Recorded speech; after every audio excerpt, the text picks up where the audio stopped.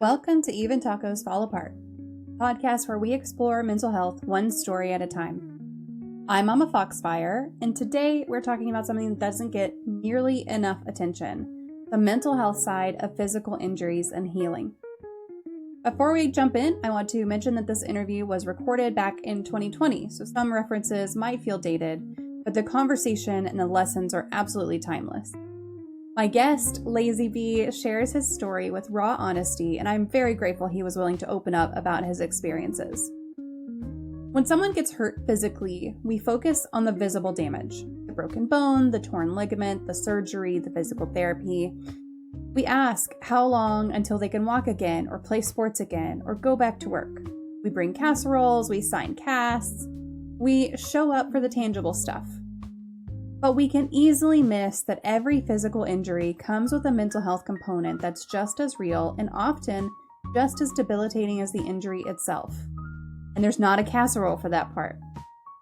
When you're suddenly unable to do things that made you feel like yourself, when your body betrays you without warning, when you're stuck in bed watching life happen without you, that does something to your brain. Depression doesn't care that you're only 16. Anxiety doesn't wait for your bones to heal before it shows up. Motivation can disappear right when you need it most. Studies show that up to 30% of people who experience significant physical injuries will develop symptoms of depression or anxiety during their recovery. For athletes specifically, that number can climb even higher because you're not just losing physical ability, you're losing identity, you're losing community, you're losing the thing that gave your life structure and meaning. And then there's the isolation. When you can't keep up with your friends, when you're stuck at home while everyone else is living their lives, when you're showing up to school in a wheelchair and everything feels different, that loneliness compounds everything else you're dealing with. But it makes it even harder when we don't talk about it. We expect people to be grateful they survived or grateful it wasn't worse. We praise them for being strong and positive. And all of that unintentionally sends the message that if you're struggling mentally, you're doing recovery wrong. You're not being tough enough, not being grateful enough. That's absolute bullshit. You can be grateful to be alive and still be depressed. You can be working hard in physical therapy and still have days where you can't find the motivation to get out of bed. You can be healing physically and getting worse mentally at the same time. All of those can be true simultaneously. Recovery is not linear, it's messy. Some days you take 3 steps forward, some days you take 5 steps back. And the mental health piece of recovery often lags behind the physical healing. You might be cleared to walk again, but your brain is still catching up to what your body went through. That's very normal. Support is what can make the difference. Real support that acknowledges both the physical and mental challenges. Family and friends who show up even when it's hard. Medical professionals who understand that healing is holistic. And most importantly, giving yourself permission to struggle without judgment. In today's episode, you're going to hear from someone who lived this firsthand. LazzzyBee went through 4 knee surgeries in high school. 4. He developed a blood clot. He had to relearn how to walk. He went back to school in a wheelchair. And through all of that, he was also navigating what it meant to lose his athletic identity, to feel like his body failed him, and to figure out who he was beyond basketball. His story is very honest. He talks about the moments where he gave up on himself, the pressure he felt from his family, the struggle to find motivation after he'd already fought so hard just to walk again. But he also talks about what helped him survive it. Humor, family support, and eventually a shift in perspective that allowed him to see his injury as a learning experience rather than just a tragedy. This conversation matters because someone listening right now is going through something similar. Maybe you're recovering from an injury. Maybe someone you love is. Maybe you're a healthcare provider who works with people in recovery. Whoever you are, I hope this episode reminds you that the mental health piece of healing is not optional. It's not secondary. It's really essential. All right, here's my conversation with LazzzyBee about mental health and healing from injuries. Hi, guys. Welcome to another Mama's Having Technical Difficulties Mental Health Monday. I know how those are, though. So, Yeah, they're just don't I just don't know. I just don't know. That's all. I just don't know. It's fine. But we're here with LazzzyBee, who is wonderfully ready to talk to you guys tonight about a lot of different things. So, Match, how are you? I am a mom. I have 2 kids and 2 bonus kids, ranging from 6 to 18. Welcome, welcome. We are here with LazzzyBee, who had 4 knee surgeries in high school and a blood clot, missed a lot of school, being either hospitalized or doing school from home, returned to school in a wheelchair, which was tough on him, went through a period of time where he wasn't motivated at all to learn how to walk again because he was kind of starting from square one. Other than that, he is a college student going to school for a degree in social work and a minor in psychology, and is interested in learning more about how the brain functions and really enjoys talking to people, helping them through situations. He has a very diverse friend group, and that helps him learn a lot about different cultures in his free time. B likes to stream, play basketball, play beach volleyball, spend time with his family, and works 2 different jobs, which is a lot. Like, that's a lot of things right there already. they don't So all happen at the same time. I feel like if you tried to combine all of them at once, it would just be a mess. My head would explode. Yes, your Yeah. head would definitely explode. So thank you, first of all, for being here today. Thank you for inviting me. Absolutely. So you are, oh, before I get too far, let me make sure that the queue actually opened up this time because it didn't. Look at that. It closed itself. Cool. I swear to you, I opened that up before. Turn him up a little. I can do. Turn me up. My Yeah. my mic might be quiet too. Like it's always quiet on my stream, so Well, I've only got you to 100% on Discord, so I can definitely turn you okay. up. Hopefully that's a little better. We'll see. If not, I can turn you up even more. If not, it's totally fine. Oh, we already got a question. How do you keep sand out of places when playing beach volleyball? Good You question. don't. You really don't because like you're so sweaty and like sand sticks to you and like you just don't. I mean, I don't like a lot of people when they play beach volleyball, they don't wear like a shirt, but I like wearing a shirt. I'm not like that confident myself, so like that keeps a little bit of sand off, but like there's no avoiding it to be honest. Yeah, that's one of those things that I don't know. Beach volleyball to me adds a lot of different elements of trying to make sure that you're in the right place at the right time becomes really complicated when you add sand. Yeah. I mean, but I think it's a lot more fun because you have a lot more like you can dive and stuff and not get hurt. Yeah. Oh, Um, that's true. so That's that's true. like my favorite part is I love diving all over the place trying to keep Yeah. the ball up in the air. So My daughter played volleyball for a little bit, but it was in a gym, and so yeah, she had like knee pads knee and pad, elbow yeah. pads and stuff, and she didn't have a problem. She didn't have a problem diving for anything. But yeah, it probably would have been better. I Probably would have just been better yeah, on I sand. and the atmosphere like on a beach is just so upbeat and like it's fun to meet new people there too. So it's cool. Yeah, we're blinking. Oh, hey, Sucktoes. Are you here to kill me? Welcome. Thank you for that follow. I appreciate it. Too much sand on the beach for me. Give me mountains any day. I love the beach, but I also love the mountains. So I need both. So Suctos is you, my friend Rain. So hi Rain. yes.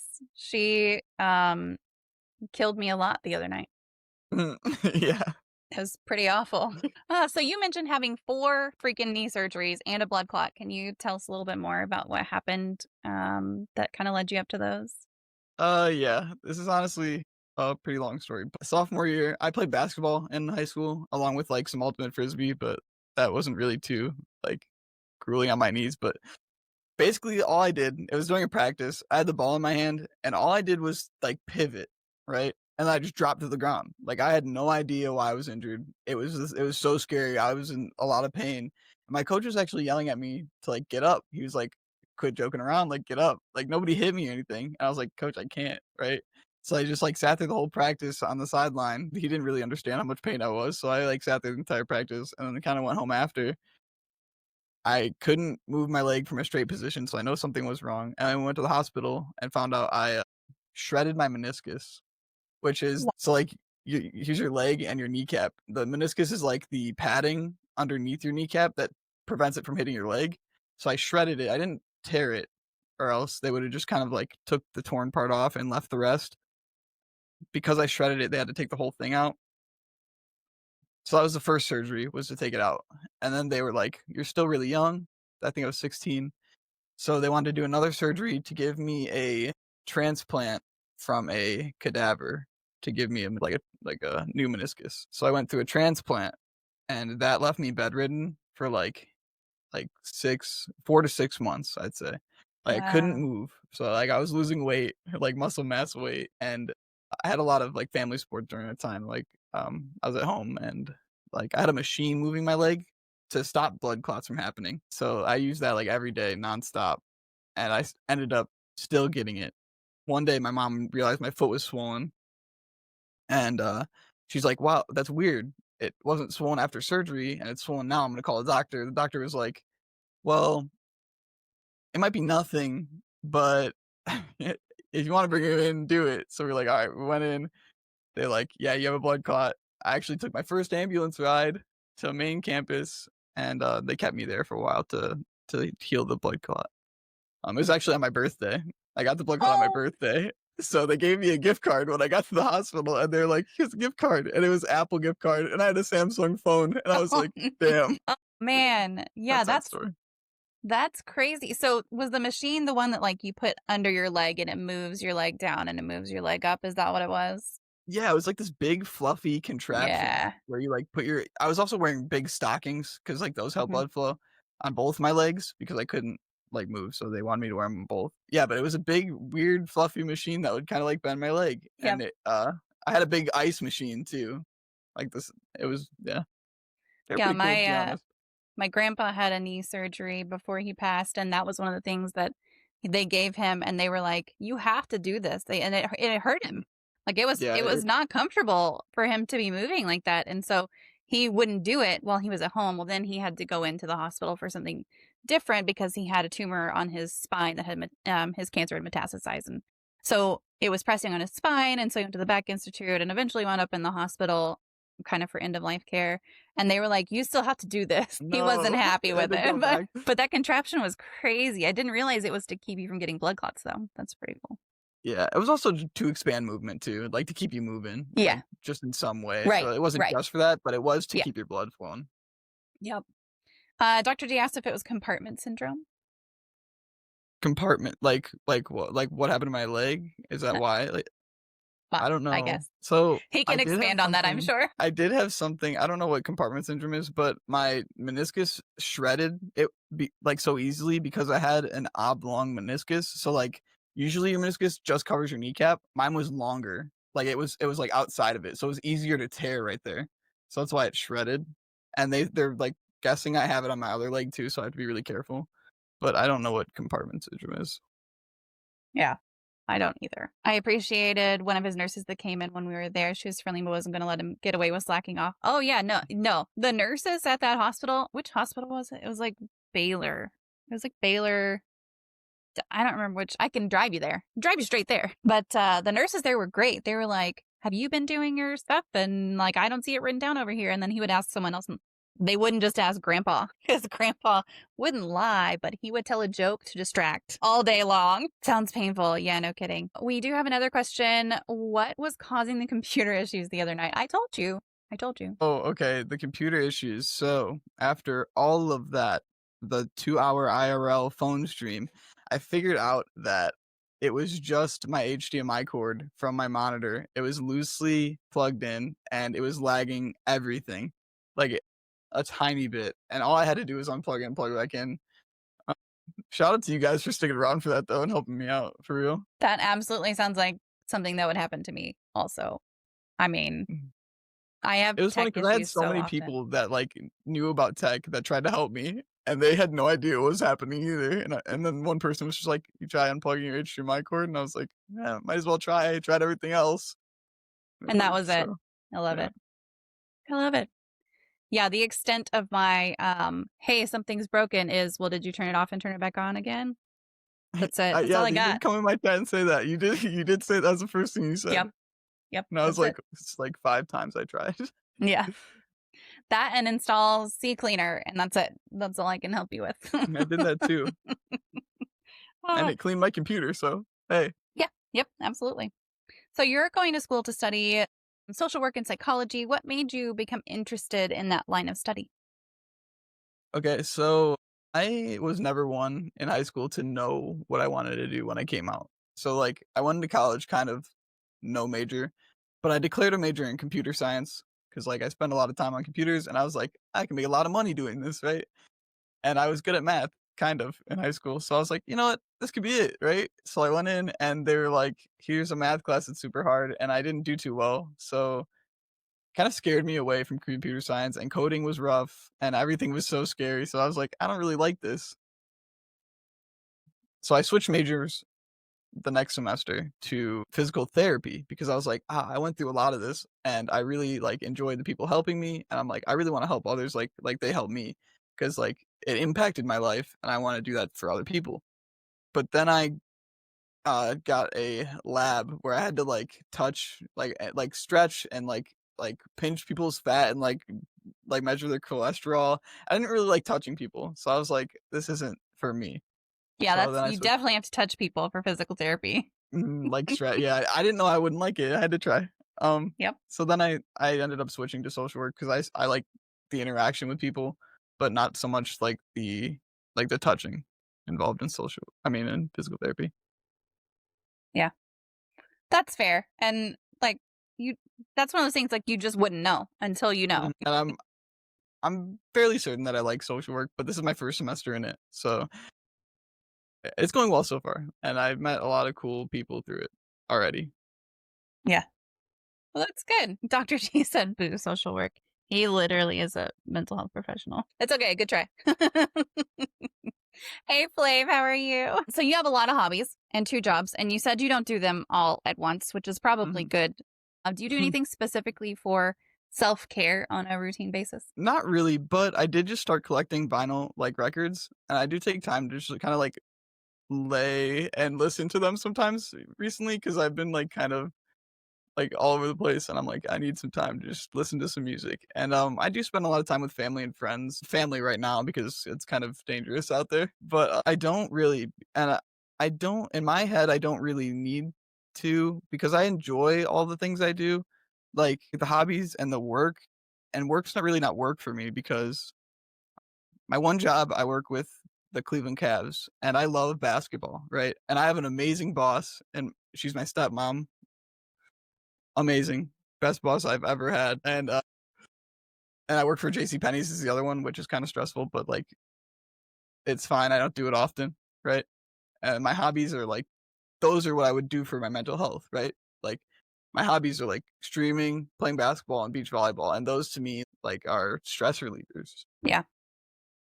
I would buy stuff from JCP because of you. Well, I definitely feel like especially especially listening to music and like you said you made a point of taking the time out and I think that that's really important to take that time out and be like, no, this is for me, this is what I'm going to do, this is me just not being constantly on because sometimes you just feel like you're constantly on. uh, and then spending time with family is always good. Yeah, That's always a good thing. there's definitely days where it's just, like, I don't feel like talking to anybody, and you gotta, like, do something else, like, Yeah, yeah, for sure. I don't feel Do like you there's one thing I do, though, to, like, every time in that situation, though, it's always different. And that's also really valid because you can do one thing that you feel like is self-care and maybe that's listening to music and then the next day you're like, I don't really feel like listening to music is going to help me right now, but you can call your mom or talk to talk to your grandma or something. I called and talked to my grandma yesterday for a little while and I realized like how much I miss just being able to go and see her. But, you know, it's scary shit out there. So, hey, Inspector, also here to kill me for sure. It's hard because I had to interview so in social work, I actually had an assignment. It was an interview assignment to interview somebody born before 1960. Hmm? Right, 19 yeah. Or no, 1940, 1940. Had to be before Yeah. 1940. And I had to go interview my great grandma, so I had to go see her, and she's talking about she's like, "Brendan, I've lived this long just to be locked up in my house." And I was like, "Oh, grandma." That sucks.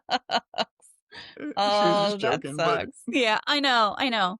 But you have to have humor. I mean, yeah, yeah. that's the one thing that I love about uh, pretty much everyone who's in my family who's over a certain age is that they just have such good attitudes all the time. Like they might get frustrated or something, but they're just like their outlook on life gives me hope for eventually being older, because it's like you at some point, all right, anyone who survives 2020, like you're going to have this feeling as soon as it's not 2020 anymore.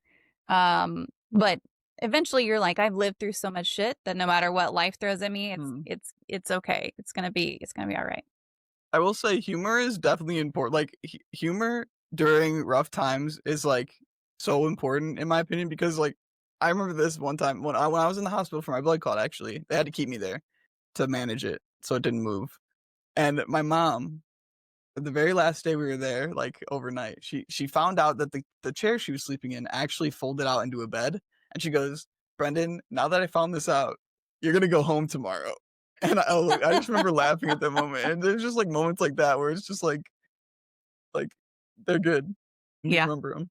Yeah. No, humor is really important, especially to me. I won today because I told my daughter a couple of jokes and she was just like, I'm leaving now. That's it. I'm done. I'm done with you. One of them was the bulldozer one. Well, I just gave away the punchline, but what do you call a sleeping bulldozer? Okay, yeah. What was the other one? Now I don't remember. I don't remember what it was at all. That's okay. It was great. Hey, Fee, how are you? 1940 is only 80 years ago. It's not that old. That's true. It's true. I mean, it was a while ago. It's a while. Yeah. So, it's time for the serial question. Do you have a serial killer or true crime story that fascinates you? I don't, but I will say that I love watching Criminal Minds, and I know a lot of those are based off of real like cases. Not all of them, obviously, Yeah. but like I know some of them are. And also, my little brother's babysitter was in a case. I don't remember the name, but she was in like a real case that like went 20 years unsolved, and she was in the show. And I like recently watched that, and I was like, it was pretty cool. So What? She was. she was like the EMT or the sheriff in the place that it happened. I don't know her name. She told me to look up her name on Google and it'll pop up, and I don't know how to spell it. Her name's Janelle, and I was like, I don't know how she spells Janelle, so I tried to look it up before stream. I was like, I can't find it. That's okay. Yeah, that's crazy. I mean, I guess if Papa's case ever went on Cold Case or something, I would have a connection. Although I think it was featured on some stuff, and I just at that point was so disgusted with everything that I didn't even watch it. Yeah, being involved in an unsolved case is not as exciting as you think. It is not. It's awful. It's horrible. It's Like, exhausting. It's what it is. On the other hand, though, my other serial killer series that I'm really interested in is Me as Imposter and Among Us. I'm really working on it. Really coming after everybody. You're doing great. You're doing great. Yeah, you killed me. You have killed me several times in that game, and every time I'm like, listen, I don't trust you. A word you say now. None of it. That game. So I don't remember what night it was, but we were playing that game. And then we switched over. We switched over to play 7 Days to Die. And every one of us who had been playing Among Us, who then was playing 7 Days to Die, was like, I don't trust you. I don't trust you. What are you talking about? What are you going to go do? I don't trust what you're saying. Like That's it was, funny. It bled over. Criminal Minds is a great show. Criminal Minds is really good. You'd have a favorite serial killer if you hung out with me and your dad more. There you go. That's a great serial killer story. Yes. Yeah, for sure. I'm assuming that is one of your parents, right? NICI 0722? Oh yeah, Nikki. Yeah. Oh yeah. Yeah, you're right. You guys watch a lot of documentaries. Okay, what's your favorite? Nikki, what's your favorite documentary? Or serial killer? I have to know. They just watched one. Who was it? Who did you guys just watch? Yeah, I spend a lot of time playing games, and they're always watching TV, and I don't always go up there. Yeah. Well, I usually have Netflix on one screen and a game over here. There are some games that I can't do that with. Oh, here comes Max. For sure. Max. Hold on. Yep. Jeff, just so you know, I'm in this I pick video games over TV too. Yeah, absolutely. Aww. Oh, okay. I'll let you go. Can you say goodnight, Not though? having it. No? Okay. Golden State Killer. Yes. All right, good night. So cute. So cute. Yes, the Golden State Killer. Okay. So that's the one I'm not trying to go on a tangent. Maybe I should just stop, but I won't. That's the one that they thought it was one killer in one county, and then they moved to another county, and then they were like, they connected it all, and then it was for both, right? Now I can't remember. And it was awful, like awful stuff. And the reason that I like serial killers so much is just like the psychology of their brains and the things that they talk about, what went through their heads when they were doing all this stuff. Like, for sure, it's crazy. East area rapist. Yes. That's the one. Sorry, I don't mean to get excited over this, but that's, yes, it's the East area rapist was first, and then Golden State Killer, he like moved to another county.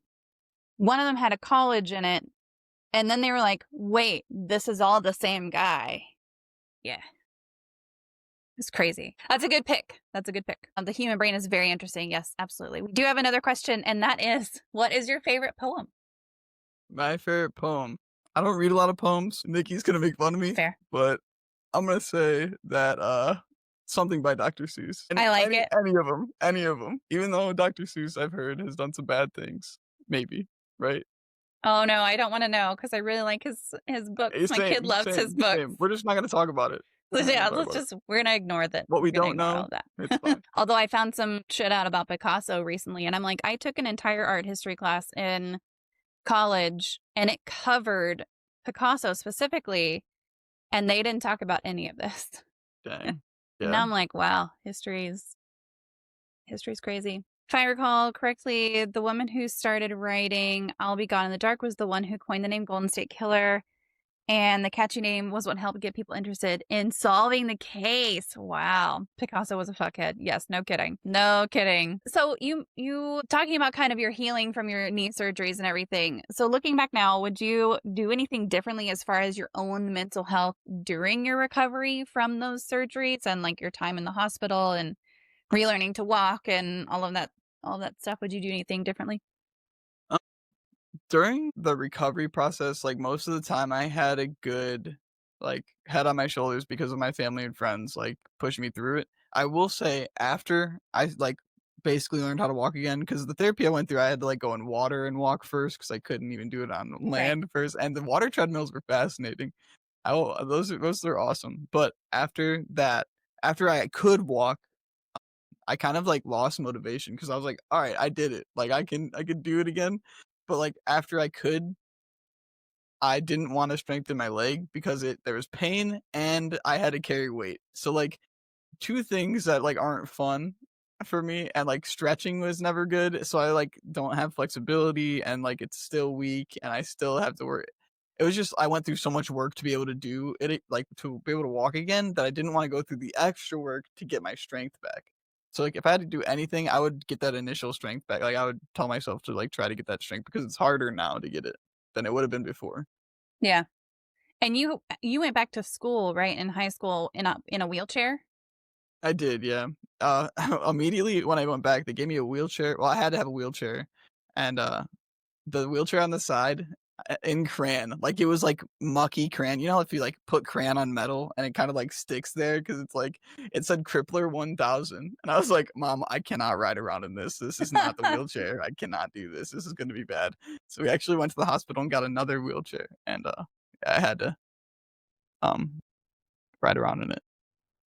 Did that open your eyes to anything in high school as far as accessibility for kids who already have that as kind of a part of their life? So my school is a ranch. It was one story, so it wasn't really that hard to get around. And also, I didn't get like bullied or anything for being in a wheelchair because I had a lot of like, good friends to push me around, and they would make fun of me. They like good fun, yeah, because like they know, right. And they'd be like, "Oh, can I push him around? I want to get 5 minutes out of class like early." Like they'd all be fighting over it. So that's one thing I'll remember. But I will say, crutches after that. Crutches suck, and especially in the wintertime, because we had outside classes because our school was like we had too many people in it, so we had trailer classes, and like using crutches in snow is so dangerous. Like one slips and you're falling, and that could like reopen the wound. Yeah, that sucks. Stretching is so good after, but stretching during is so sucky. That's That's true. Although, I don't know, there are some stretches. So my kid has been doing a lot of Cosmic Kids yoga. I don't know if anyone is familiar with that, but it's a YouTube channel and she doesn't talk very much and they're like 6 or 7 minutes long and they're real easy. And he does these and like I've started doing them with him and they're so cute, but she goes so fast and I'm like, this can't be right. She's spending like 3 seconds on a pose. I'm like, hang on. Pretty sure it's supposed to be much longer. But yeah, I do like stretching if you're already sore though. Like if you're already hurting from something, that's when it really sucks. Yeah, I'm gonna need to stretch today after all that freaking carrying stuff I did. But I will say, when I went to physical therapy, they would stretch me like every time I went there. Afterward, I felt like so much better, right? And I'd go home and I'd try to do the same thing, and I did not feel that good. Like they do an amazing job, and then I go home and I try to reenact it, and it just doesn't work, and then I get frustrated. So that's Yeah. kind of why I like kept giving up on it. I'm like, why am I not doing it as good as they did? Kids are like 50% rubber. That's true. That is valid. That is, yeah. Max can put his head freaking like above his head. Well, so Bite Mark's daughter, she always, when she was a baby, looked broken because her head would literally touch her back when she was sleeping. And like you would put her in bed and she would be totally fine and normal. And like you could position her perfectly. And then you'd go in there 5 seconds later and like her head's just completely touching the back of her spine. And it's like, that's broken. Yeah. You're not right. I don't know if you saw it when Max came here, he was wearing boots. He has club feet. So every night he has to put those on to like get his feet relined. So he does some weird stuff. He'll like sit on his ankle and it looks like so weird, but it's like because his feet are backward. Yeah. It's so much of a difference being able to fully relax while someone else stretches you rather than having to do it yourself. Yes, absolutely. I never really thought about that. Well, I mean, like relaxed when I do yeah, it. And you're really stressing out when you're trying to stretch yourself. You're like, am I doing it right? Yeah. You're not, and you don't have to think about it because someone else is just telling you like, okay, now do this. And they're keeping track and all that good stuff. So Inspector, that's a really good point. And he said, I try to stretch as much as I can throughout the day, especially if I'm gaming because my posture can get so bad. Yes. Which is why we have the reminders and stuff on this channel, which will come up in like 15 minutes to stretch and stuff and all that good stuff. But yeah, that's a great point because if you're in the middle of 15 matches of Among Us and then all of a sudden you're like, when's the last time I actually moved? I definitely need to take more stretch breaks like you did when we were playing. You're like, I need to go take a stretch break. And I'm like, oh, that's a really good idea. And I got up and got water. But yeah. Well, I also had to pee and get more water. So that helps. Drinking a lot of water forces you to get up more often because if you drink a lot of water, then you're going to have to pee more. Yeah. And then you got to get up and walk. And then once you're up and walking, like it's just easy to kind of do a little bit of stretching too. Another thing that like I've been doing when I like do something like workout or something that I learned from my basically stepsister, Isabel. She used to do band camp and they like run up, like do all this workout stuff and they're on their feet all the time. She's like, all right, my band teacher told me to drain the lactic acids in my feet. So like you put your feet up above your like body, like you put them up on the wall and it like drains that and you can feel it. It's like the weirdest feeling. Yeah. And I like to do that when my feet hurt. Yes. It's kind of like a stretch too. If you like sit close enough to the wall, you can like kind of push your legs.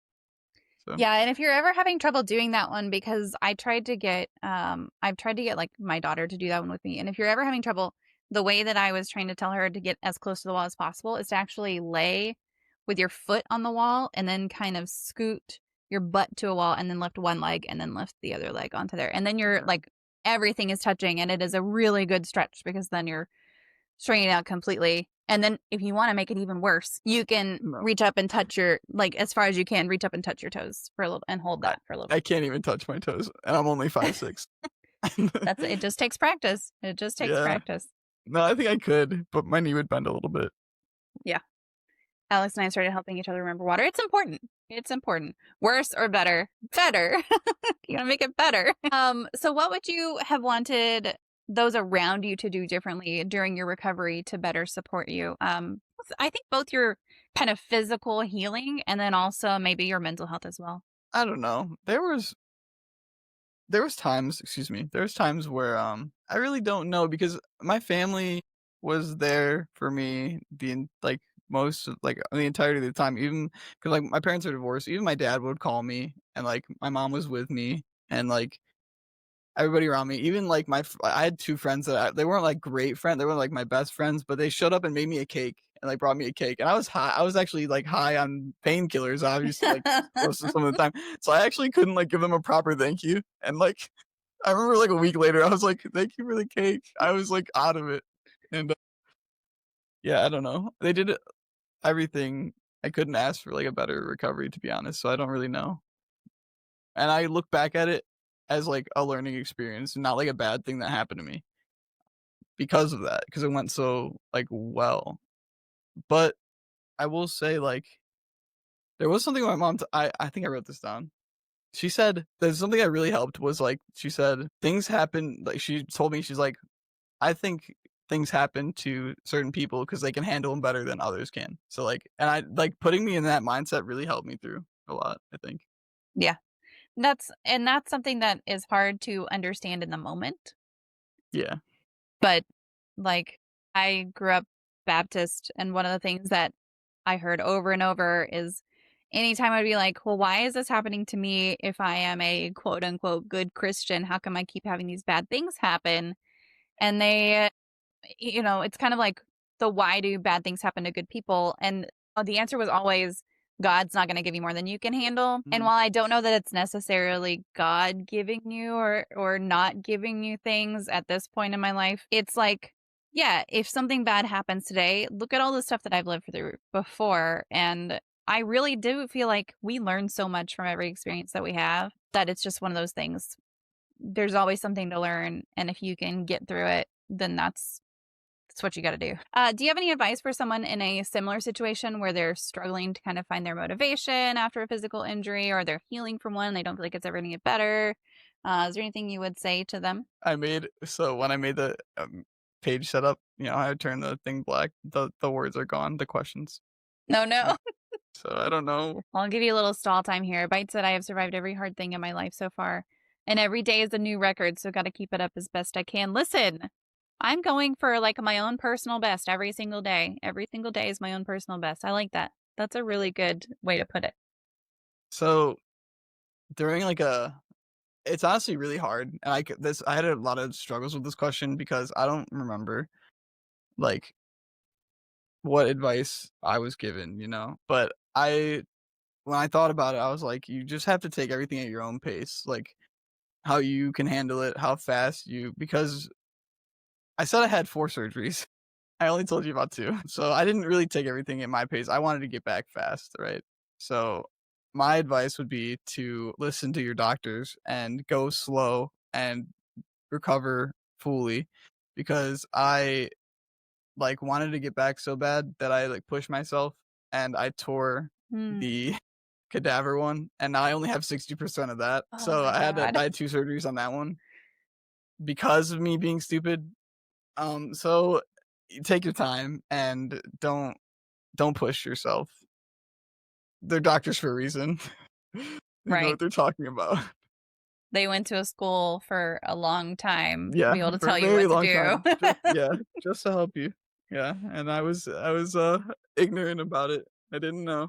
And that's tough whenever you feel like you want to get back to doing things that you did Yeah. before and you feel like you can, and then all of a sudden you realize that you can't. Maybe you can't. Maybe they were right. You've also talked a little bit about having a really diverse friend group in life. What's Mhm. the best or most profound thing you've learned from one of your friends who comes from a different culture than you do that they've kind of shown you through a friendship?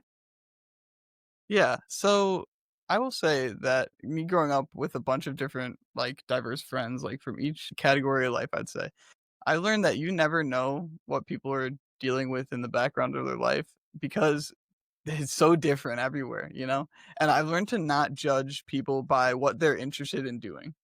Because I feel like that a lot of people do that. Stereotypes lead to you judging people for what they like to like enjoy doing. And I've really learned to stay away from judging that because it's just different for everyone and everybody's different. And that's a great thing because I feel like the world would be boring if everybody was like the same person.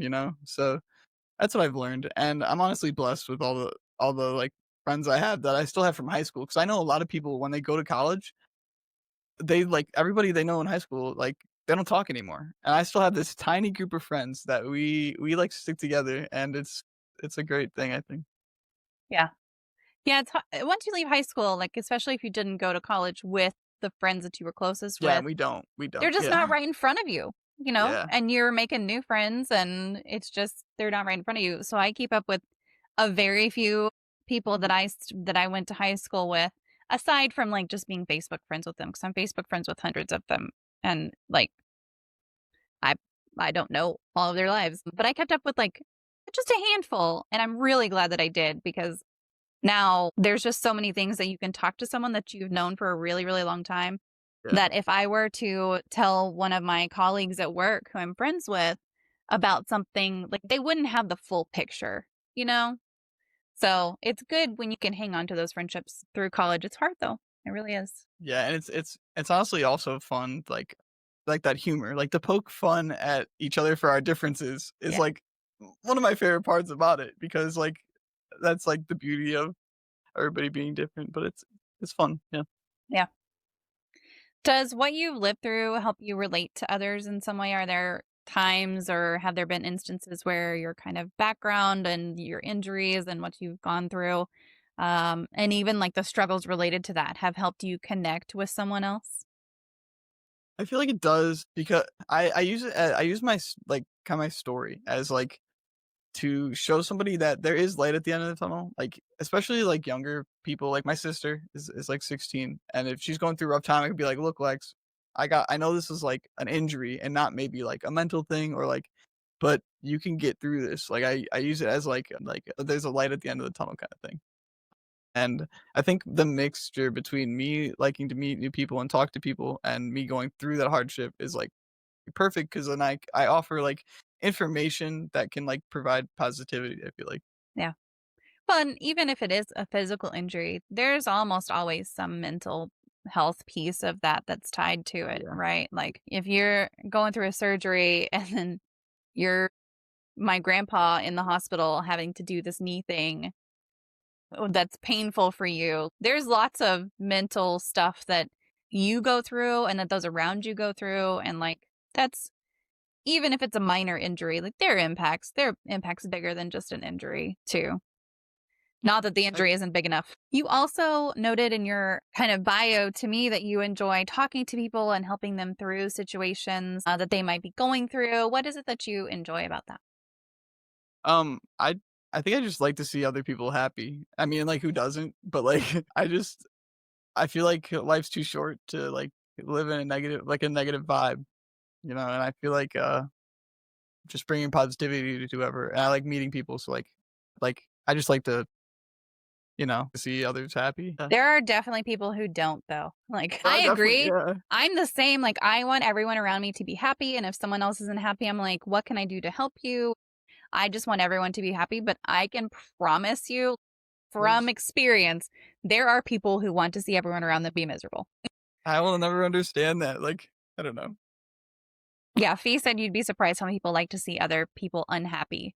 And that's, you know, I think that there are certain personality types that are like that. I was married to one of those people, okay? Like for real. That's they're not good friends, they're not good partners. It's awful, but a lot of the time they're really manipulative as I will well say because they want to there are see other tricky people people like unhappy. that, yeah. Yes.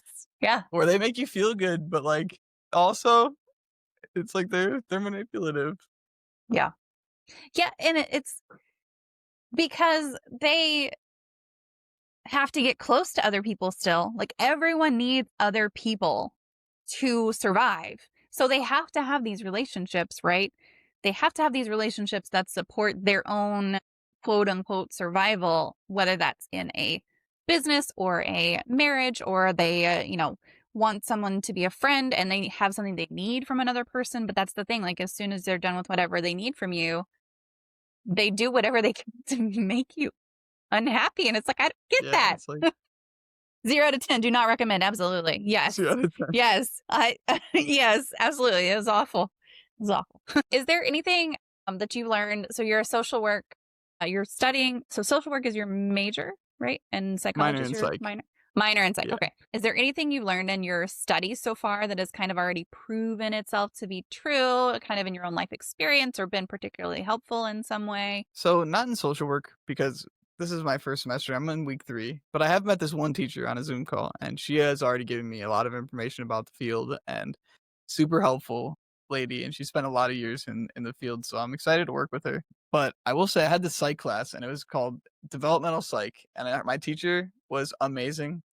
She was a lesbian, and she was like this tiny Italian woman who like was so funny, and there was like 300 people in the class, but it felt like there was 10 because she would like include everybody, right? And she was just like, I don't know, she's amazing. But I went to one of her, like, there's a psych museum at Akron, and it's awesome. Like, they have stuff from the prison experiment, is it Stanford?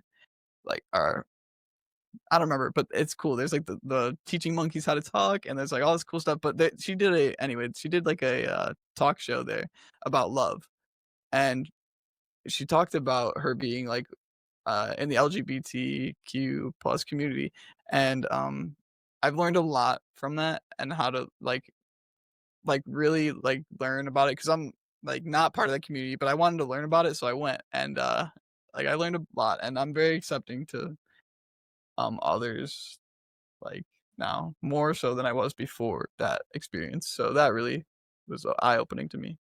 Yeah, I mean, even if you're not any sort of related to LGBTQIA plus community, like you can still be an ally. That's a totally valid. Just like if you're not a person of color, you can still be an ally to the Black community, or if there's a large Hispanic population, you still be an ally to that community. You don't have to be. And this one, I think a lot of people don't get. You don't have to be part of a community to learn about that community. Like, you should be encouraged to learn about communities you're not part of, because that's the only way that you're going to understand them. So good for you for that. There are people that are in the community though that like hate on people outside of it. Like, that are super, and I'm like, okay, come on. Yeah. Come on now. Yes, and if you kind of twist that around, like, there's way more outside that hate to the inside. Yes, so. yeah, no, definitely. And I'm not saying there isn't, but that doesn't excuse that, but I get it. Yeah. I get it. Their defenses are high because there's a lot of hate. Yes. I can see it. Yeah, that's what it is. So are all of your classes online right now? All 5, yep, all 5. Yeah. And I wish they weren't, because I mean, there's pluses to it and there's downsides. I miss my college friends, and like, I'm not a party or anything. I don't miss parties. I don't miss any of the college like atmosphere really, except for like the gym, because I play volleyball there with my friends. And like the food, this is the big difference. I had a meal plan, so like I would eat like 3-4 times a day. Like, I'd wake up, go get food, never made it. I'd just swipe my card and there's a meal, right? But here it's like, I'm like, I gotta cook myself, or I have to be like, Mom, what's for lunch today? Like, it's way different. And yeah, definitely my family, being around them a lot can be a little much, but I love them, so it's cool. And I always could go to my dad's if I'm having too much of my mom's, I could just flee to my dad. But I don't know, it's different. And it's really hard online because my teachers aren't really coordinated. So it's like they post something and it's like, all right, do this by the next day. And it's like there's no time slot for a class. Like, there's no Zoom calls for any of my classes. Everything's just due Sunday. So like I just either procrastinate till Saturday or I organize it. Like, it's one or the other, and it's rough. Yeah, that's how my my kids last year, whenever they didn't go back from spring break, that's how everything was last year. Like, it was just, I don't know, do it. This is all your assignments. Here, have at it. And like, part of that is really nice because you can be like, okay, well, I'm going to get everything done right this moment. But then the other part of that is, if you don't do it all right, then you're going to forget about it until it's due. And now, and they're both like, one of them's in middle school and one of them is in grade school. It's like, or elementary school. So their classes are definitely not college classes, but it's nice to have them on a Zoom call, except when I have to go help them with the Zoom call. Which my 8th grader, I don't have to help with. Chaotic. Yeah, the 8th grader I don't have to help with. She's good. She's got it, no problem. My 1st grader getting a bunch of 1st graders on a Zoom call? No way. Like that, keeping a bunch of 1st graders still in their own house, like on a Zoom call? No way. No They're way. not still. What And happened? every day I see the life draining out of his teacher. And I'm just like, I'm so sorry. I wish I could hand you a glass of wine through the camera and just be like, here, you need this more than I do right now. My You're sister's doing all they doing can. all online right now too, but their school's weird. It's like she's in high school. Yeah, high school. And they're doing like hybrid, like some people go in and some people stay home, Mm. and like 2 days a week some people go in, and it's weird. And They rotate through. yeah, they get Yeah. to pick what they want to do. And right now my sister's doing all online because my mom's kind of afraid because she's very, her immune system is weak. Immunocompromised. Yeah. Yeah, so she's being safe. Yeah, we have to be really careful because my daughter's stepmom is immunocompromised, and one of her half brothers is immunocompromised, and she goes over there, every other weekend, and it's like we just have to be really careful to not expose her to anything, so she doesn't then expose them to anything. So that'd be really sad. But yeah, I get it. I get that. Our schools are offering kind of a similar thing, but they haven't opened yet, so everything's online for everyone right now. But they have said if you want to go back, you can elect to go back when we decide it's safe. And if you want to do it completely from home, you can continue to do it completely from home. So I think we'll probably wind up keeping my daughter home, but probably sending my son because he needs someone in front of him. Yeah, no, I can get that, especially at a younger age.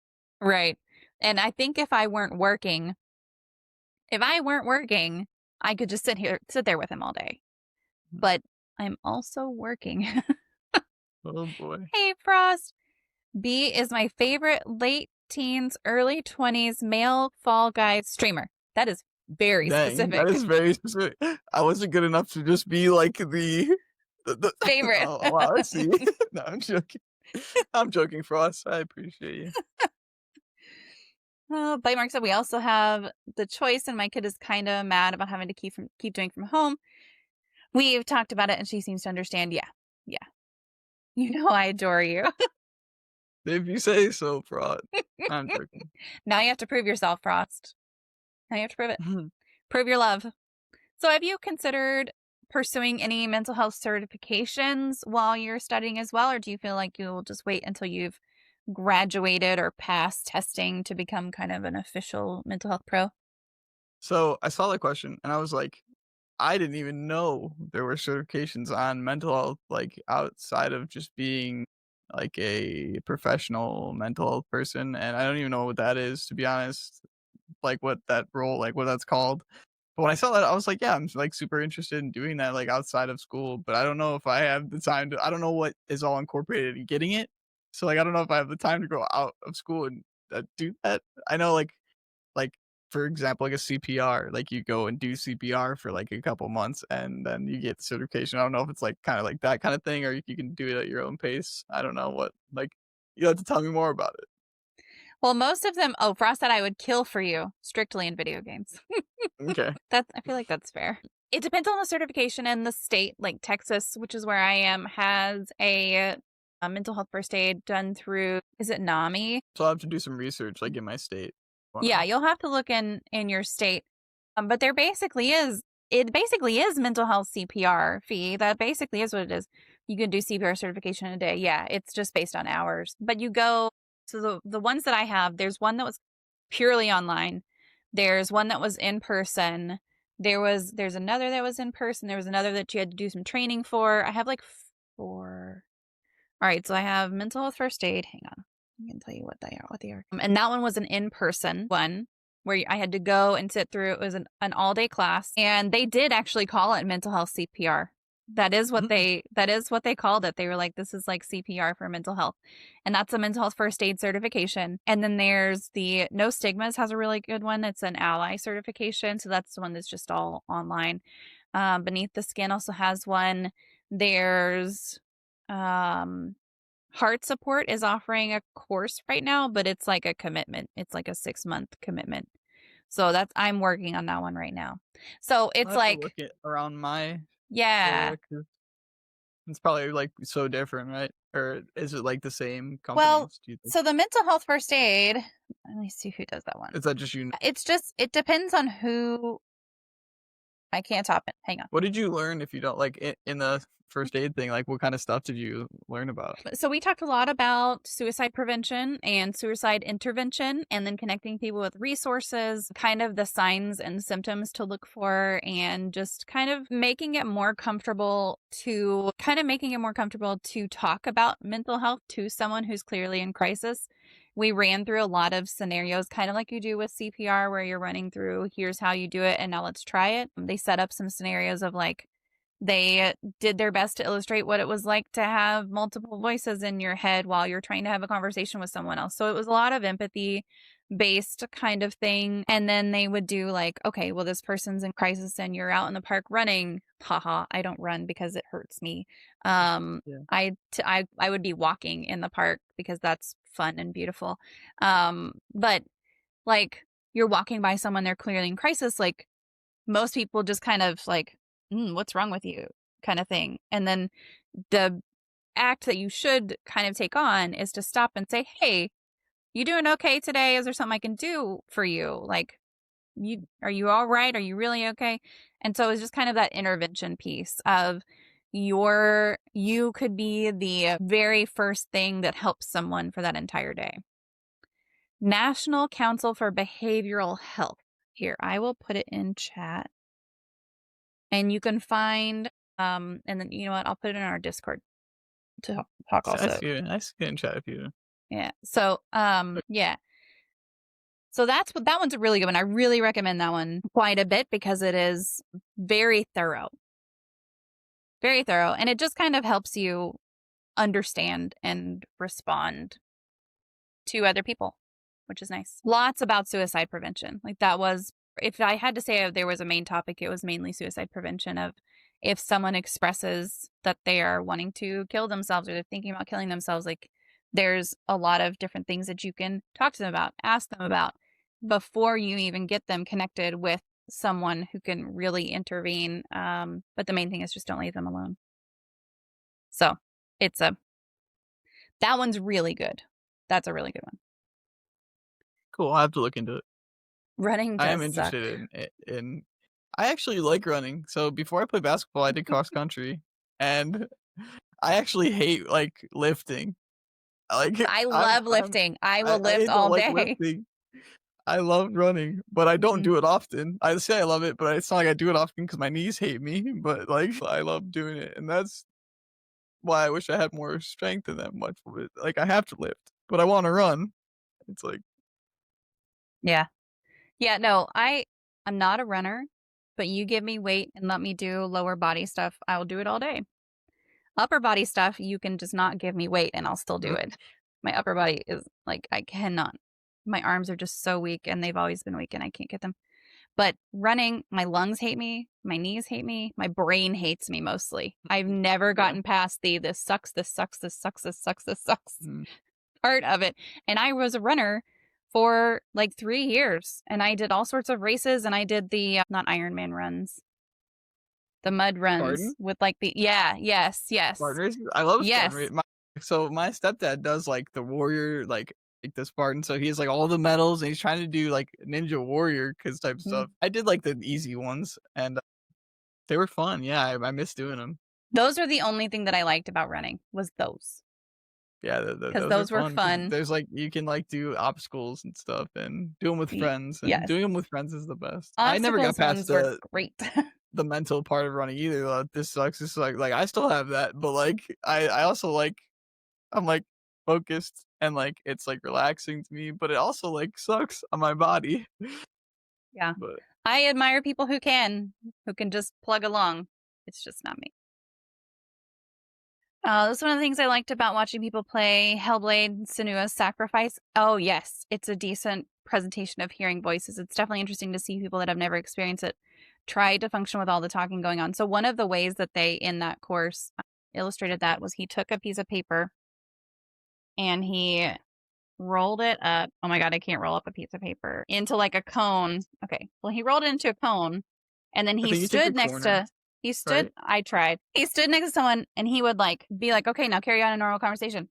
And it was like, no one else could hear what he was saying. Only you could hear it. And you had to keep having a conversation while he's talking to you in your That's ear. hard. Like, it was hard. It was really hard. And so just having that perspective of like, this is what some people who hear voices have to deal with, is multiple conversations at one time.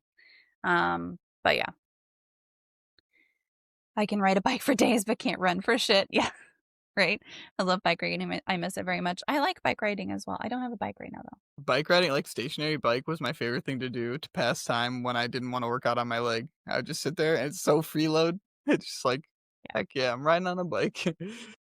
But I would rather do the stair climber than get on a treadmill, honestly. So if you weren't doing what you do now, or if you had chosen kind of a different path, I think we talked about different path and study kind of thing, but what would you be doing or have chosen to do instead? well, I wish I was taller so I maybe could be a professional athlete. But that's like nothing. That would never happen. I mean, maybe, but never. But I would also like to be like a full-time streamer if I could. I know it's like not like like it's like very few can do it, right? But if I could take another path, I would take that one. I know it's still a possible path, but like I'm focused on social work mostly right now. But if I could take another one, I would do that. Yeah. I don't know, it's a dangerous path to take, but that's the one I would take. Yeah. It's a hard path too. Like, a lot of people Mhm. feel like it's just gaming, and you Big could, mental you thing. totally can. Yeah, you totally can just game and stream and have that be done with it. But if you want it to be your full-time job, there's a lot. Yeah. You can get caught up in numbers easy, I hear. There are sports where being short is better. Gymnasts, right? Right. But not the ones Gymnasts but can be but not the shorter. ones that I am interested in. Okay, so it's specific sports. Specific, like NBA, or even I don't think I would be a professional volleyball player even if I could. That's stressful because like it's only 4 people on a court and you're like responsible for half of it. So Yeah. it's a lot of pressure. Rowing, yes. Okay, I'm gonna say it wrong again. Coxswain? It I spelled don't it even know right. what that No is. way, Captioner got that right. They did. I was expecting a bad word to be in there. Well, I was too. Captioner will let me say some things, but not all of them. Like, I can say coxswain. Dang it. Okay, it didn't spell it right, though. Ooh. Do you see this? Like, it didn't, when I said it right, it It didn't spell almost it right. okay, but on my screen it spelled it like really inappropriately and then it went back to the way you said it. Yeah. I mean, I could probably just say cock and it would, yeah, like it'll just put it on there. I guess Oh, it's not okay. technically a bad word. No, you're right. You're right. But if I try to say, this is awful. If I try to say motherfucker, it said fucked. Oh, there it goes. It takes out the C. No, and it then- did. It went through it.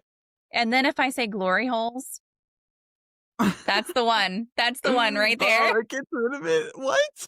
I'm like, why? How is that worse? What? How is It's fine. how is that worse? Whatever. It's fine.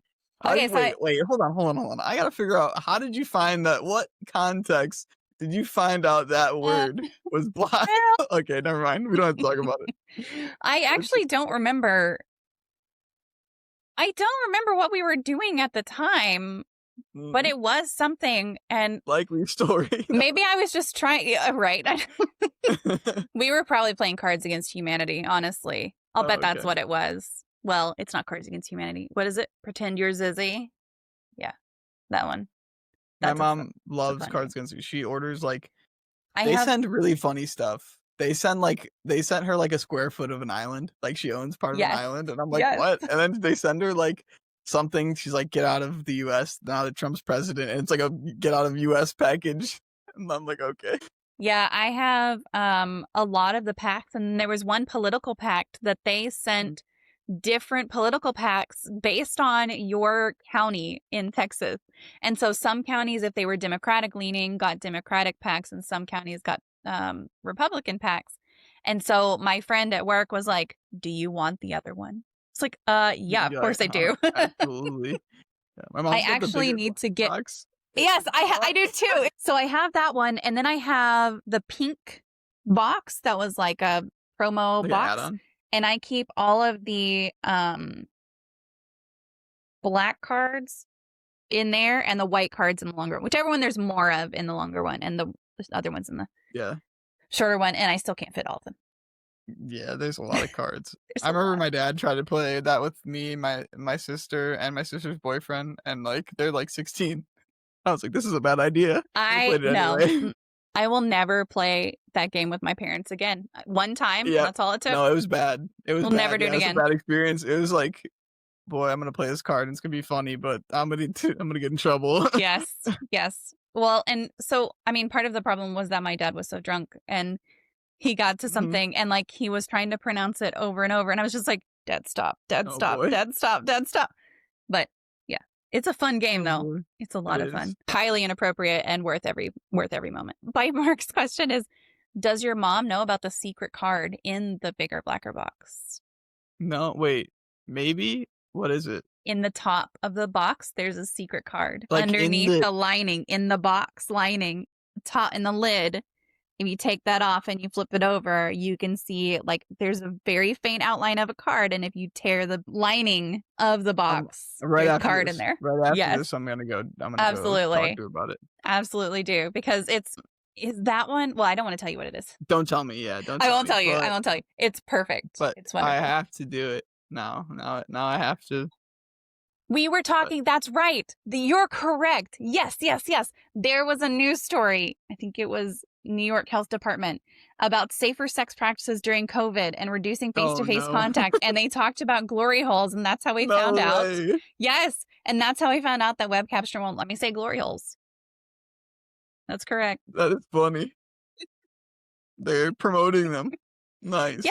Well, and they had lots of other things, but the main thing was that all of a sudden I realized that it totally won't let me say it in here. What box are we talking about? We're talking about the Cards Against Humanity box, Frost.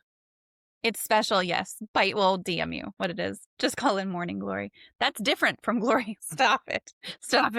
Okay, so it is time, and I have something special for this. It is time for the Disney magic moment. I'm probably going to get like banned for saying Disney. Oh my God, I thought it wasn't working. Okay. I have this special Whoa. magic wand. Yes. It lights up and it's rainbow and it's wonderful. I am going to hand you this wand through the camera, and you are going to wave it around and eliminate one common opinion or misconception or theory surrounding mental illness, disabilities, or talking about mental health. What would it be if you were able to do that? Now, what if I told you I had that same one and like you passed it? I would freak the fuck out. I'm not even gonna lie. That'd be insane. I'd be like, But what? I don't. That would be crazy. But there's one theory that's always kind of bugged me about mental illness that people do sometimes. And it's like, more so when I was in high school, people would do this all the time. People that were actually sad, they would just say they self-diagnose themselves and like they're not depressed, they're just being whiny about life and like there's nothing wrong with them. And that ties into the issue that you don't know what people are going through in the backgrounds of their lives. And like you can't look at somebody and be like, oh, they have schizophrenia. Like you don't know. So like it all like ties together. And like that theory, I would just like try to have people respect that people have other things behind the scenes that they can't see. Yeah.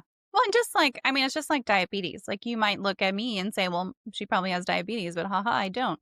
You might look at someone else and say, well, there's no way that this skinny ass over here has diabetes, but guess what? She was born with it. Like you just, you don't know. And it's the same with mental health. You cannot tell what is going on in someone's head. There is no stereotypical, oh my God, this person looks like this, and that means that they have anxiety. Like, there's no way to tell that. None whatsoever. None, yeah.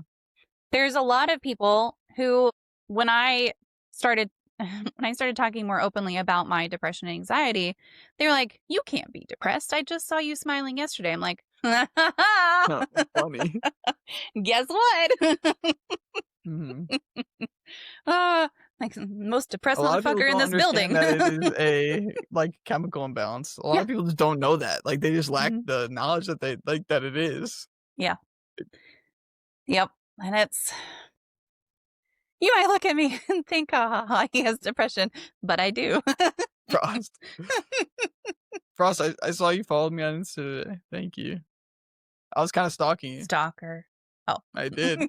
But yeah, I agree. You can't look at someone and feel like they must have this or they must not have this. And that kind of thing is really aggravating. As someone with a mental illness, it's really aggravating to be constantly questioned. Yeah. he'll stalk me. Oh, hell, stalk me, make me feel special. He's just proving that he loves you. True. It's true. Well, I will open up to any remaining Q&A from the community. Guys, if you have any more questions for B, please go ahead and put them into chat now and we will talk about it. And with that, I'll just kind of open it up to you, B. And if there's anything that you want to throw out there or talk about that we haven't talked about, something that we didn't cover that you were hoping to talk about, the floor is yours. I kind of do. What do you do? Like, if you don't mind me asking, like work, like what's your job? So I work for an architecture, engineering, construction company in their sales department, and I am one of their positive mental health champions as well. Oh, nice. Yeah. So I accidentally stumbled into this kind of field, but it accidentally also aligns with my degree. So I have a degree in business management and marketing, and I only got this job because I was the receptionist when their marketing assistant quit. And I was like, hey, I could do that. Yeah. Like, I could do that. You should hire me. And so I went on this long campaign of please stop interviewing people outside the company because I'm right here. And got that job. And then I've gone to a couple different companies since then. But yeah, I'm kind of scared for getting a job in the future because like I still don't know what I want to do. So it's like I'm hoping that connections take me to where I need to be because I'm still learning and still trying to figure it out. But it's definitely scary. Well, and I can attest that life's going to lead you where you're supposed to be because this job, I look at this job and I don't know why I keep comparing everything to crime, but I look at this job and I really view it, seeing other people in this role, as a kind of homicide rotation in a police department. So if you look at the mental health statistics of homicide detectives, there's like a 5-year period where if they can get through that 5-year period, they're going to do really well in the role. And if not, they're going to have a breakdown and have to be put into another role. And so it's kind of the same for this position. Like once you hit that 5-year mark, you're either going to be good at it by then or you're going to be shit at it and you need a different job because you're going to go crazy if you don't get one. And so somehow I just fit into this role and I had no idea it's what I should be doing. And here I am. Yeah. I think the one thing that I struggle with most, like in finding it, is like the pressure from my parents. Like they expect me to know. Like they're like, know what you want to do right now. There's so much money going into you going to college. And the pressure is kind of rough, but it's we're getting places. We're getting there. Yeah, and that pressure is really hard. I had a kid when I was very young, and I felt that pressure of like, I can no longer just consider myself like I have to do something real, and that's I'm gonna get that moment. That when that moment happens, not like so much a kid, like a kid. Don't do that. Saying, like, not a good idea. I know. My mom, yeah, she's told me. Like, I love just my that children. Real moment Let me just put that out there. I love them very much. Yeah, that's what she tells me. She's like, okay, this is kind of bad, but I use this against my mom all the time. She called me a mistake one time because I was like, it wasn't. I'm like, me too. Oh, okay, mom, you won't give me this thing because I'm a mistake, right? Like, and she was like, I laugh about it, joking, but it's kind of funny. And then yeah, but that real moment, I'm waiting for that real moment to happen. It's gonna happen where it's just like, oh crap, now I gotta figure out what I gotta do. And I'm hoping I make it through it, you know? It's just like when I got my injury, it happened out of nowhere. Like that's another thing. Like anybody can walk into your life like at any moment and change it. I've learned that in the past couple of months. Like I've met people that have just walked into my life and like it's like changed, you know? Not drastically, but like a little bit. Yeah, absolutely. Children also, are wonderful. Somebody asked what my most embarrassing moment was. I'm yes. pretty sure they didn't put it in the queue. Frosted. Okay, so there was this right time. Here. I have to say it. There it is. Yeah. So it was Christmas, right? And my sister's boyfriend's soccer coach was accused of sexual harassment, and he got kicked out and lost his job, and like it was bad. And my sister's boyfriend texted her that he used to stretch him, right? And I was like, oh my God, why did he just say that to you? Like, that is so rough. And I thought he was talking about the other stretch, like in front of my whole family. This is at a family party, right? And I was like, oh my God, he was stretching him out. Like, this is terrible. And everybody's like, oh my God, Brendan, no, not like that. And I was like, "Oh boy, this is embarrassing." And everybody thought so bad of me Awkward. because, like, yeah, it's so awkward. That was the most embarrassing moment. I've had a lot of embarrassing moments in front of my dad, but they're not as embarrassing as, like, in front of my whole family. But I Yeah. don't know if Nikki's still here, but she can attest to that. I'm clumsy. Yeah. Getting a job is horrible, absolutely. Especially the emotional strain of going to interviews that lead nowhere. I have had so many interviews for jobs that didn't have anything happen, but like I strongly believe that the right ones will work out. And if it doesn't work out, then it wasn't meant to be. And some people don't believe in that, and that's totally fine. That's just what I believe. You don't have to believe what I believe, you know. Mhm. But yeah. It's so hard to go into something that feels so personal to you and then someone else just passes you up. That's true. Fee said, did your parents know what they wanted to do when they went off to college? That's a good question too. See, so my parents didn't go to college, neither of them. So my mom, basically her job is she buys stuff on the internet and sells it for more money, and she's great at it. Like, she's a great marketing person. She has worked managing jobs at a lot of places like Papa John's. She worked at Hooters. She worked at like some other place. She worked at a lot of restaurants. My dad never went to college, but he has been at a factory job for like his whole life, and he no longer like he's been going up. Like, he's been getting raises. He's in a very good spot where he doesn't really like. He's like a manager of people now. He's not like on the lower level of things, and his job has helped me so much with college. Like, they have so many benefits where they like pay my tuition almost in full, and then Wow. like, well, I pay them and they refund me, right? Yeah. But like, still, it's like a lot of money being saved, and that's kind of like, it adds to the pressure because it's like he's using that on me, and like I gotta find something with it. I don't want to just go to college and then not use my degree. So it's like, and I only get 10 semesters to use his work money. Each of his kids do. So Oh, like, I wow. have to do it within 10 semesters, and that's I really like psychology, right? But I was worried to go into 8 years of psychology, and because it's you have to get your master's, right? You have to. Yeah. So I was worried to do 10 semesters and then pay for the rest of it and then not like psychology. Like, I didn't wanna risk that. So that's why I minored in it, because it's my favorite subject, but like, it's not necessarily gonna lead me to a career, and social work is there's a lot of different paths to take, so. Yeah. I mean, it's one of those things that right now, it drives me crazy that every job requires a degree. Mhm. Sometimes almost doesn't matter what your degree is in. You just have to have that piece of paper that says you went to college. So, like, I don't want that to be any sort of excuse for not using a degree, but my ex had a degree in archaeology and he was a Mhm. construction cost estimator. So Yeah, it's like, he just had to have a degree because that's a requirement for everything. And yeah.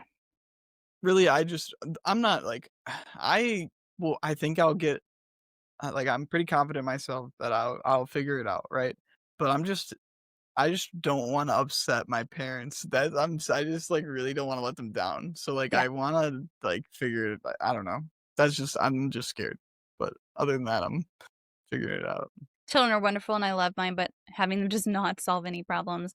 That is true right there. That is so true. So true. One could even argue that they exacerbate existing problems. Yes. And create new ones. Yes. Yes.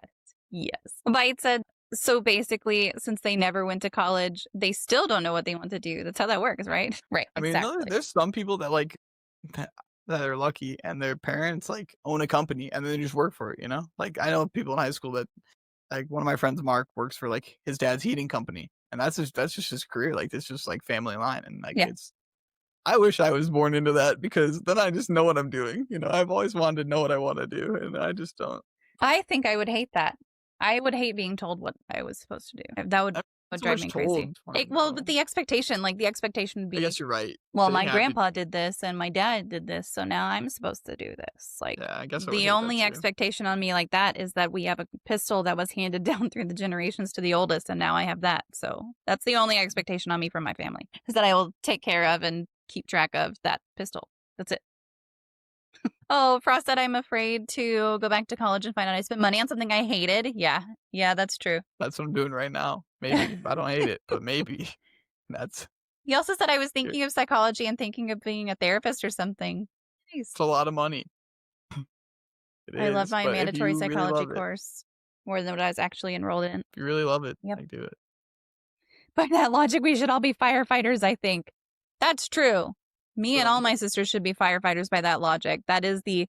Okay, well, hang on. Because it's either that or going into some sort of politics/religion. Like, that's it. That's what our family is. We're firefighters.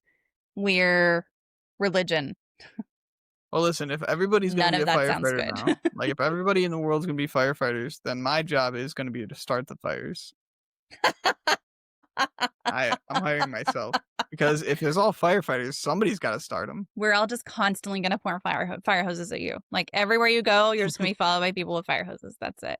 I mean, somebody's got to do it. True. Religion is not a job, but religion, like, being a preacher is a job. Being a preacher's wife is a job, unfortunately. That's a true statement. Being a Sunday school teacher is a job. Like, there's all sorts of things related to religion, and I didn't want to pigeonhole into one, saying, like, there's only one job you can do related to religion, because there's actually lots. I think it's fucking crazy that having a degree proves you can commit to something for X amount of years, and yet a degree costs so much. Word. Why should it cost tens or hundreds of thousands of dollars to prove you can commit to something?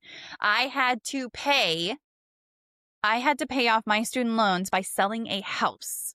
Like, that's what I had to do. That's the only reason I'm still not paying. Otherwise, I would still be paying my college loans. That's crazy. You get paid to be a preacher's wife. There's a stipend for your wife as a preacher in certain churches. Yeah. All right, Mostly so though. Pets.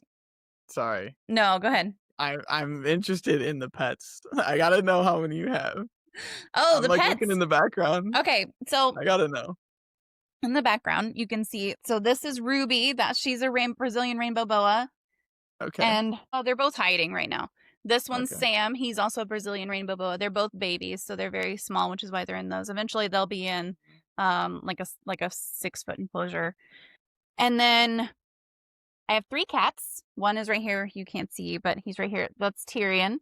I saw one earlier. He's the Maine Coon. And then we have 2 domestic short-hair cats, Slinky and Yo-Yo. None of those are in here. And then I have Delilah, who is a ball python. And we have Deceit, who is also a ball python. And then we have Harley, who's a Weimaraner. We have Bo, who is a Catahoula. We have Ruger, who is we think he's actually a Malinois instead of a German Shepherd. Like, they told us he was a German Shepherd, but I don't think it's true. And then we have White Castle, who's a red-eared slider turtle, and lots of fish. Dang. Yeah. So what brought up your interest in having so many pets? I just love pets. Like, I love animals in general. And did you grow up with them? No. Well, so I grew up with cats. We had a dog when we were little, Molly. She was a golden retriever. I was going to say like Irish setter, but that's not true. She was a golden retriever, and she was very rambunctious, and we had to give her away eventually. And then we had cats, and then I had lots of outdoor cats. And then anytime I had a dog, I had to have my grandparents keep it for me. So we've had guinea pigs in the past. We've had chickens. We've had rabbits. We've had all sorts of stuff. But I've just always really liked animals. Oh, we always had rabbits growing up. We had lots of rabbits. They were great. But I did originally want to be a veterinarian until I realized how much college was going to cost for that. Yeah. Which is honestly, and he heard me talking about him. I wanted to be a vet, and it's sad that the reason that I didn't was money. Like, that's sad to me, because you should be able to do what you want to do. But that's okay. You ate your rabbits. Not when I was a kid. They weren't meat rabbits when I was a kid. And also, the rabbits that we had, not all of them we ate. I mean, we had to have the breeders, so they got names. I don't remember what they were, though. But yes, we had meat rabbits. My mom wanted to be a vet and didn't because of the same reason. Yes. Okay, get back. I certainly don't think Joel Osteen's wife is hurting for money. True. Yes, this one right here. This is Tyrion. He needed a home, and my sister convinced me that my children needed him, and now he's an attention whore. My and mom's very, allergic to cats and dogs, so we're not allowed to have pets. But I told yeah. myself, if I am single at 27, right? This is the age, right? And probably not gonna hold this. I'm gonna buy a monkey. He's gonna be my companion.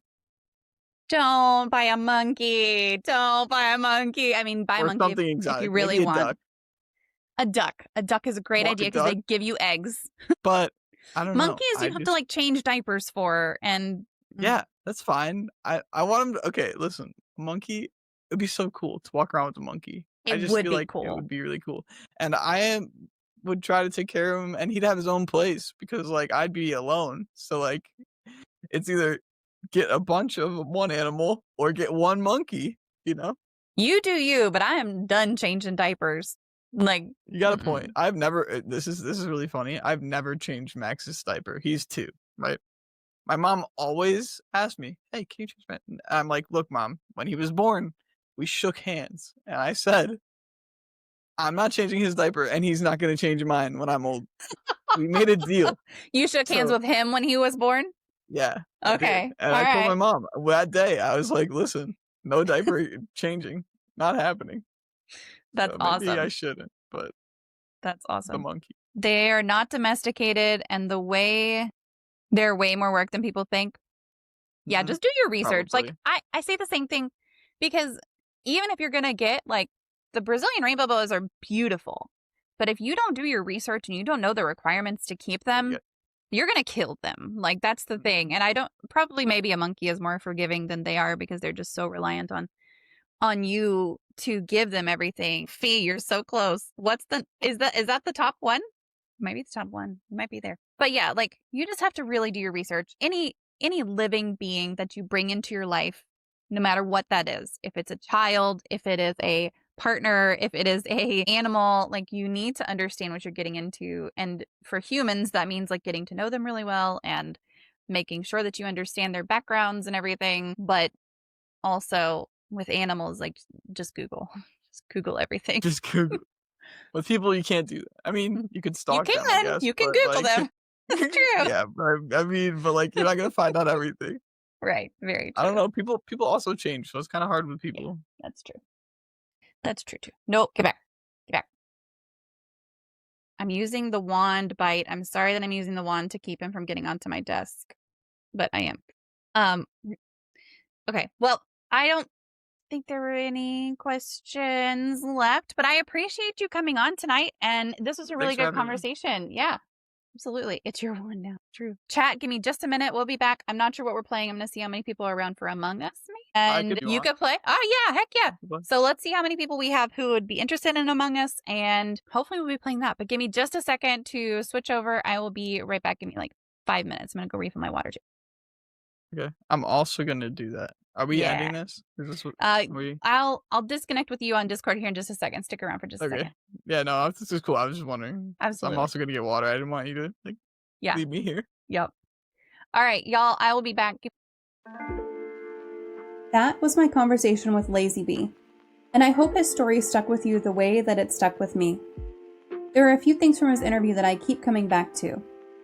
That moment when Bee's mom told him that certain things happen to certain people because they can handle them better than others. I'm not here to debate whether that's universally true or if it's just a comforting thought.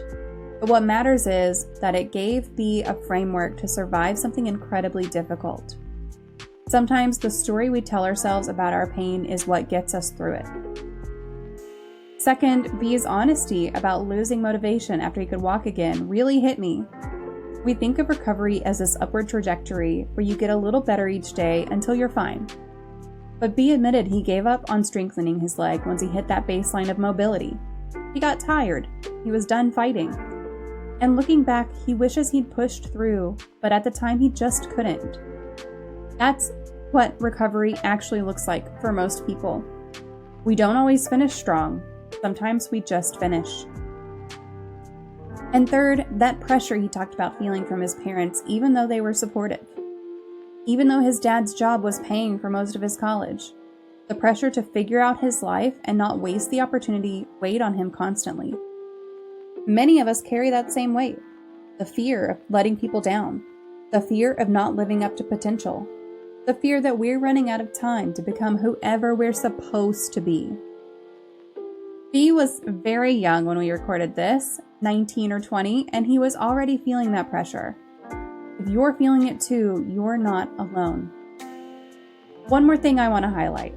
B talked about how his diverse friend group taught him not to judge people for what they're interested in or going through, because you never know what's happening behind the scenes. That applies directly to mental health. You cannot look at someone and know what they're dealing with. You cannot diagnose someone's depression or dismiss it based on whether they smiled today or yesterday. B dealt with that himself, and it frustrated the hell out of him. So if you take one thing from this episode, let it be this. Extend grace to people. Extend grace to yourself. Nobody struggling looks the same. I also want to acknowledge something B said that we didn't spend much time on but matters a lot. He mentioned wanting to be a full-time streamer, but being scared to take that path because it feels unstable. How many of us have had a dream we're too afraid to chase because it doesn't look like a safe bet? I'm not saying quit your job and become a streamer tomorrow. But I am saying that figuring out what you want to do with your life is hard enough without also carrying the weight of other people's expectations around what counts as a real career. At the time, B was studying social work, and it seemed like a good fit, but he is still figuring it out, and that is okay. Most of us are still figuring it out, no matter how old we are. If you or someone you love is recovering from an injury right now, please remember that the mental health piece is just as important as the physical healing. Check in on how they're really doing. Not just can they walk yet, but are they okay? Are they struggling with depression or anxiety or loss of identity? And if you're the one recovering, give yourself permission to not be okay. You don't have to be strong every day. You don't have to be grateful every day. You're allowed to be tired and angry and scared. Healing is not just about your body, it's about your mind too. All right, before I let you go, if you enjoyed this episode, please subscribe to the show wherever you're listening right now. Leave a rating, leave a comment, leave a review if you can, because it genuinely helps other people find ETFA. Share this episode with someone who might need to hear it.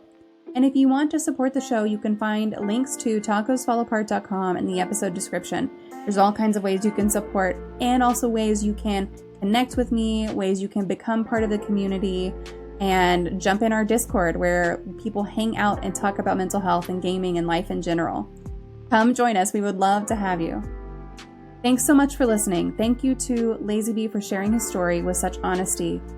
And remember, even when things feel like they're falling apart, that's just part of being human. Even tacos fall apart, and they're still worth eating. I'll see you next time.